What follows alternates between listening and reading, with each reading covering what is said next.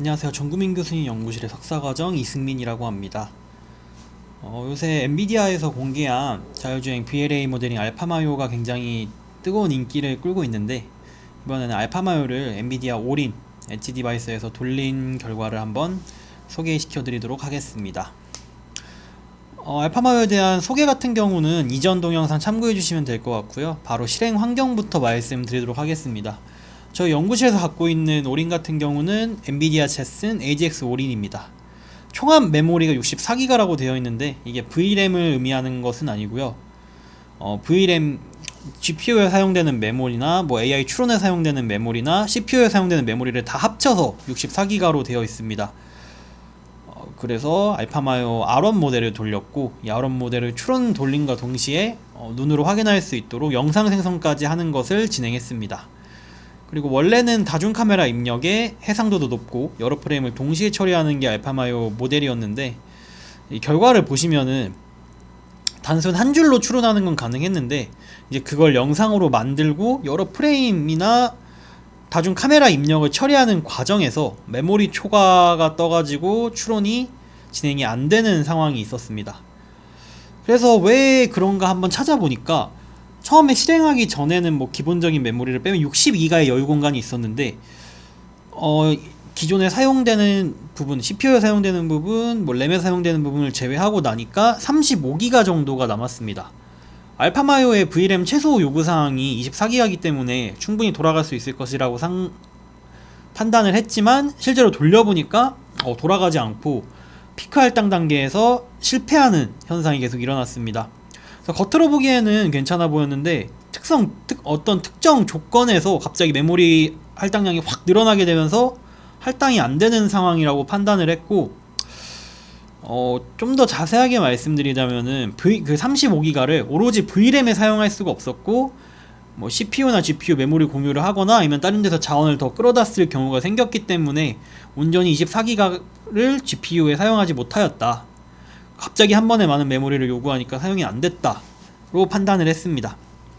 그래서 이제 돌리느냐 돌리지 않느냐의 선택에 있었는데, 성능을 일부 포기하고 한번 돌려보기로 했습니다.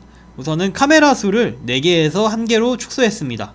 그래서 정면 화면만 추론하는 걸로 바뀌었고요.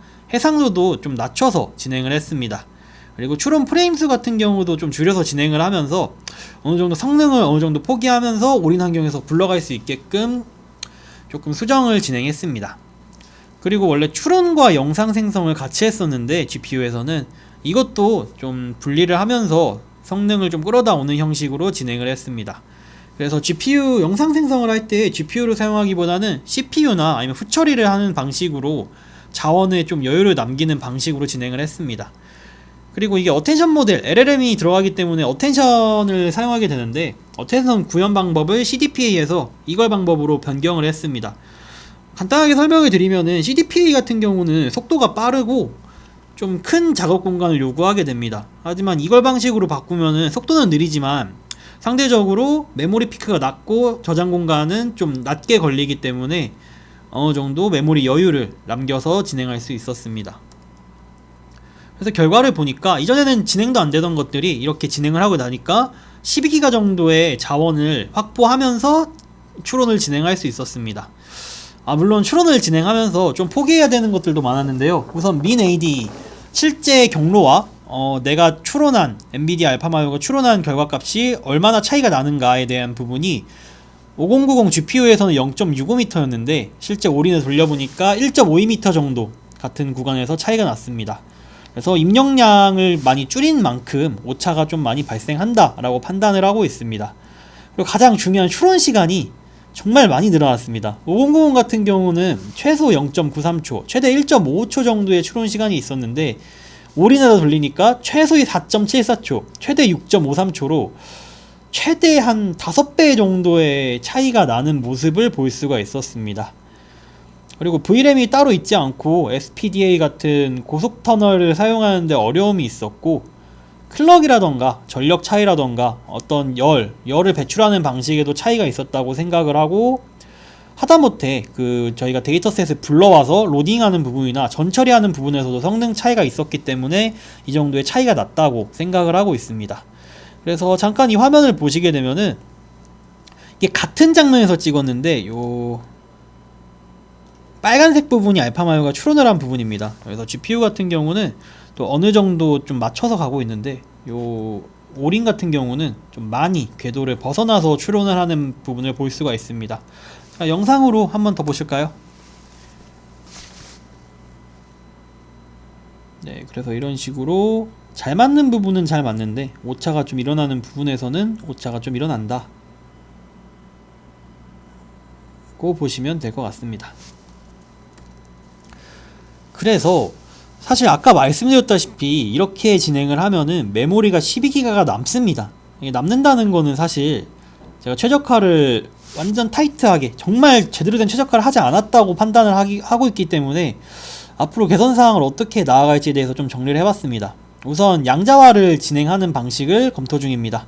지금 플로팅 포인트가 32였던 거에 비해서 한 플로팅 포인트를 16 정도로 낮춰서 진행하면 추론 시간이 좀 감소될 거로 예상이 되고, STPA 같은 경우도 해상도를 제한하거나 사양을 좀 제한한 상태에서 메모리 여유가 남는 한도에서 조건부로 사용해서 속도를 늘리는 방안, 그리고 입력 파이프라인 같은 경우도 CPU 사용을 최대한 줄이고 GPU 사용을 많이 해가지고 속도를 줄이는 방안, 그리고 정말 마지막으로 가서는 모델이나 메모리를 최적화하는 방안으로 생각을 하고 있습니다.